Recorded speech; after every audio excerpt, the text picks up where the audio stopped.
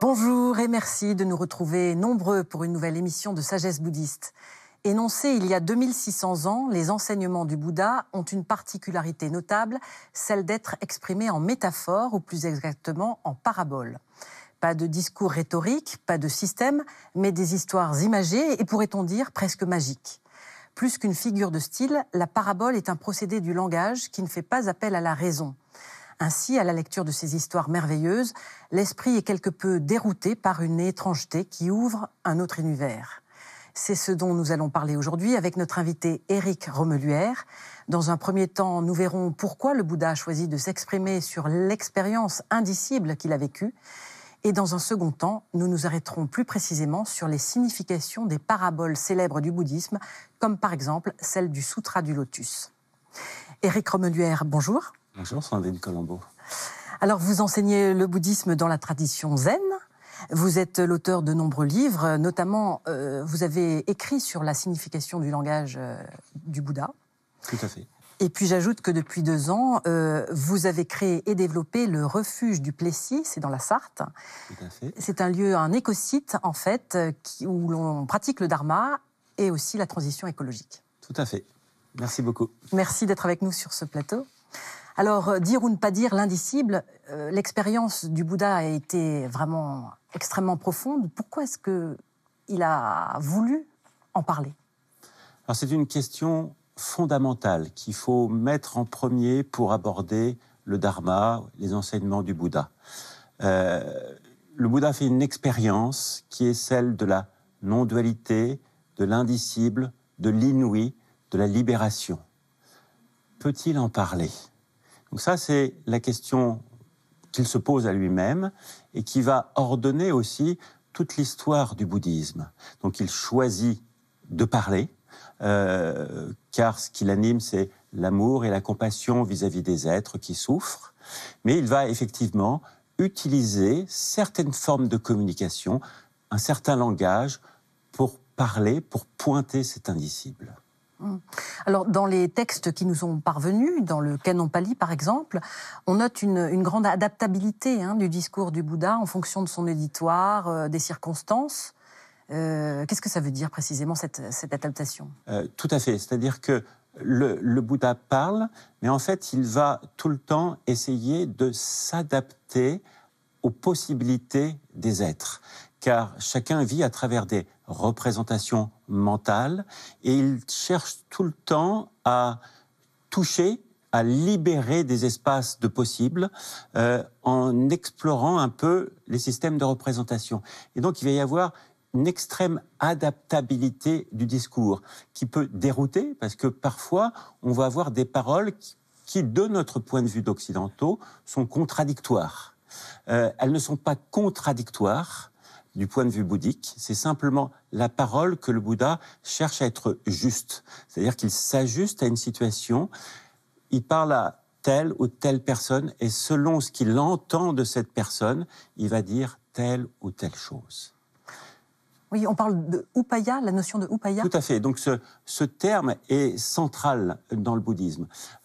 L'entendre et le comprendre, c'est déjà toucher quelque chose de profond. Ça veut dire quoi exactement ? Alors, upaya, c'est un terme qui est sanskrit, qui, hors du contexte bouddhiste, signifie le moyen, mais qui va, dans le contexte bouddhiste, prendre une profondeur. Alors, dans les premières écoles indiennes, c'est simplement l'habileté dans la parole.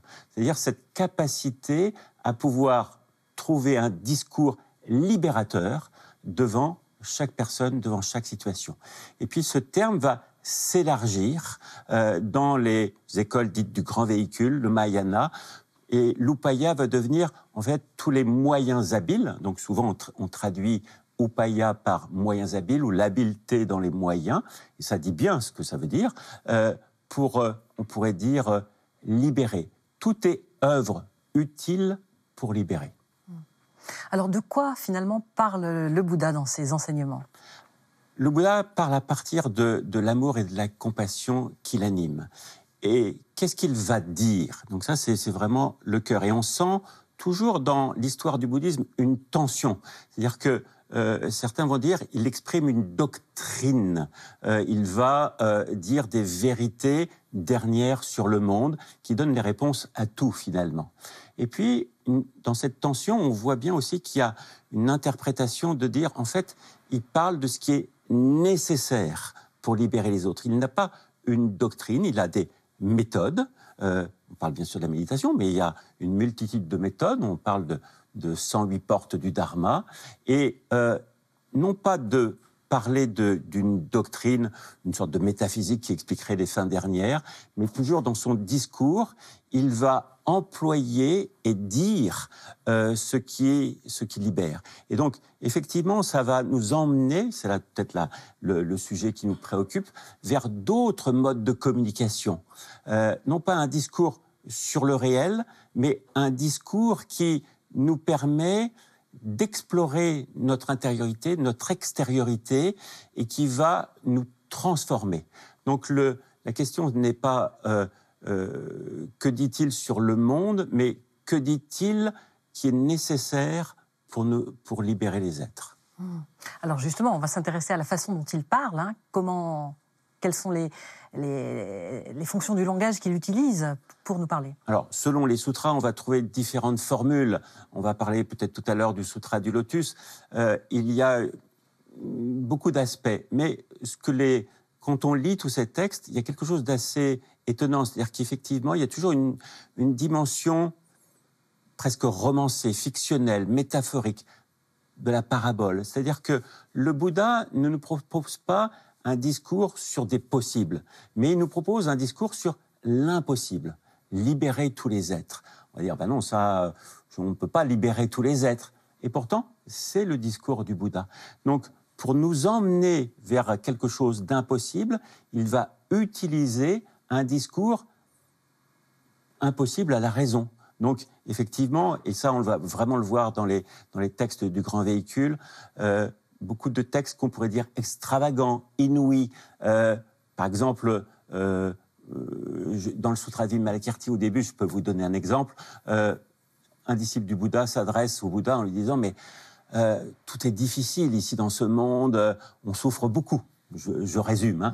Et puis le Bouddha, il dit « Non, pas du tout, pas du tout, pas du tout. » Il frappe du talon le sol et d'un seul coup, le monde s'illumine et tout devient de l'or pur, avec du lapis lazuli. Donc on va dire, mais non, il y a quelque chose qui n'est pas possible, c'est pas du raisonnable. Et pourtant, ça nous dit quelque chose. Ça nous pointe un horizon où derrière le possible, il y a un impossible. Et c'est pour l'impossible, dans le bouddhisme, c'est la libération. C'est ça. Alors, justement, dans les sutras du lotus, par exemple, il est question de paraboles, de métaphores, de paraboles. Est-ce que vous pouvez déjà nous dire en quelques mots ce que c'est qu'une parabole?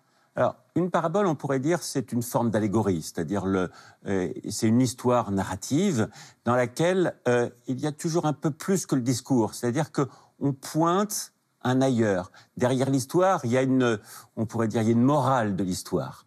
Donc les paraboles, on connaît les paraboles des évangiles, et on ne le connaît pas suffisamment, mais dans le bouddhisme, et là aussi, plus particulièrement dans les textes du grand véhicule, qui met vraiment l'accent sur l'utilisation d'un langage complètement, on pourrait dire, extravagant, inouï.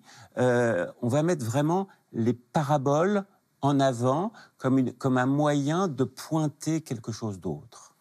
Alors on aimerait bien en entendre les paraboles. Est-ce que vous avez un exemple à nous donner, notamment dans le Sutra du Lotus? Oui, alors peut-être de dire que le Sutra du Lotus, c'est un texte du grand véhicule qui est en Extrême-Orient considéré comme le texte royal. Dogen, le fondateur de la tradition zen, disait c'est le sutra roi des sutras.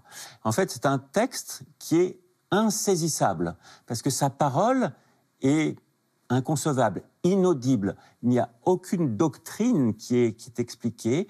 Il n'y a qu'un univers complètement fantasmagorique qui est décrit.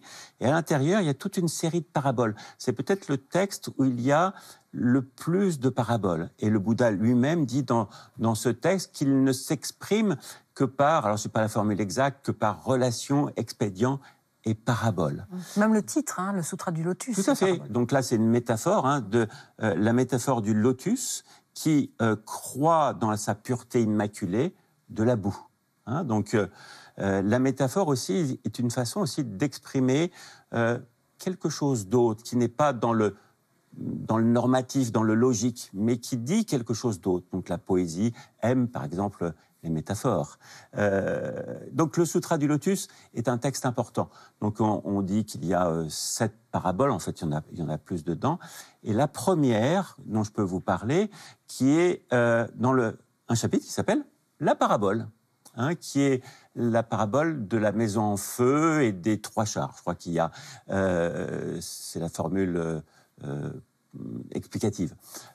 Donc c'est une parabole où un père, donc le Bouddha explique, un père voit sa maison qui est en feu.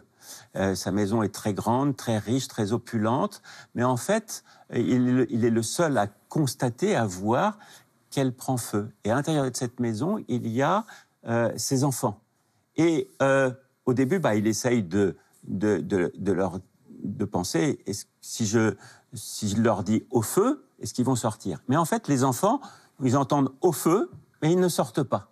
Donc il va utiliser l'upaya, donc les moyens habiles, et il va leur dire, mais venez, sortez par la porte. En plus, il y a une seule porte, et dehors, il y a 3 chars. 3 petits chars pour vous, conduits par, alors j'ai plus en tête, je crois que c'est un mouton, un daim, un buffle. Et ça sera des merveilleux jouets pour vous. Et donc les enfants, voilà, le feu, ça leur parle pas, mais les chars, ça leur parle. Et ils sortent. Et puis, une fois qu'ils sont sortis, ils voient pas les chars. Et en fait, ce qu'ils voient, c'est un grand char magnifique avec des dais, des pierres précieuses, qui est conduit par un grand bœuf blanc. Et le Bouddha lui-même, parce qu'une métaphore, il y a toujours, dans une parabole, pardon, il y a toujours une explication à la parabole, et le Bouddha donne l'explication à la parabole. Et donc il dit, les 3... donc il revient sur cette notion que seuls les moyens habiles, seule cette habileté dans le langage permet que les enfants puissent s'extraire, c'est-à-dire qu'ils sont dans la souffrance et il va leur proposer un autre chemin. Et les 3 chars représentent les 3 véhicules qu'on voit dans les textes du grand véhicule, qui est les auditeurs, les Bouddhas pour soi et les bodhisattvas. Et en fait, le Bouddha, il dit, mais même ça, c'est qu'un moyen habile. En fait, il n'y a qu'un seul enseignement. Voilà, c'est très beau. Alors, le texte, je vous invite, et j'invite aussi les auditeurs, à le lire, malgré sa difficulté de lecture, mais c'est merveilleux, merveilleux. Et justement parce qu'on utilise le merveilleux pour cela. Finalement, pour conclure, Éric Romulière, assez vite, les paraboles ont une fonction pédagogique, mais pas que, elles ouvrent aussi vers un autre monde, finalement. Oui, pour moi, ce qui est important de dire, c'est qu'il ne faut pas penser le dharma en termes rendre le possible possible. Sinon, simplement, ça serait une voie d'amélioration. C'est rendre l'impossible possible, ce qui est très différent. Et donc, l'impossible, c'est se libérer soi-même et libérer tous les êtres. Merci beaucoup d'avoir répondu à nos questions. Merci beaucoup. Avant de nous quitter, voici la suggestion de quelques livres ayant un lien avec l'émission. Tout d'abord, Se soucier du monde, 3 méditations sur le bouddhisme et la morale, de notre invité Éric Romulière aux éditions Almora. Ce livre aborde notamment la question du langage métaphorique de Bouddha dans le grand véhicule, dont le Sutra du Lotus est la référence pour toute la tradition zen. Et puis, Contes et paraboles du Bouddha, choisi et présenté par Pierre Crépon, édition Sully. Voilà, c'est la fin de notre émission. Vous pouvez la retrouver sur France TV durant tout un mois. Merci à tous de nous avoir suivis. Très bon dimanche et à la semaine prochaine.